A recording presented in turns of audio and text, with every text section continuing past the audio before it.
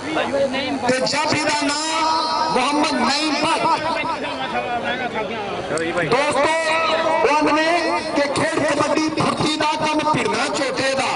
کھیڈ کبڈی پھرتی دا کم پھرنا چوٹے دا تندرستی دی کشتی سچا ساتھ لنگوٹے دا کبڈی یہی کھیڈ دا جڑا اپنے لنگوٹے دا سچے ہوئے کیونکہ 26 جون نو انسداد منشیات دے حوالے نال پوری دنیا دے وچ منشیات دے خلاف دن ملایا جاندا ہے میں دوستو دس دیا کہ نشہ ایک ایسی بری چیز ہے کہ جے ساری نویں نسل ہے اس پاسے لگی ہے اسی درخواست کریں گے کہ اپنے بچیاں نو کوشش کرے کہ اپنے جڑے تھوڑے چھوٹے بچے نے انہاں نو چنگے لوکاں کول بٹھائے دن منایا جاندا ہے اسی شکریہ ادا کر رہے ہیں دوستاں دا جڑے نشے دے خلاف نویں نسل نو برے کماں تو بچاؤਣ واسطے اس طرح دے میلیاں دا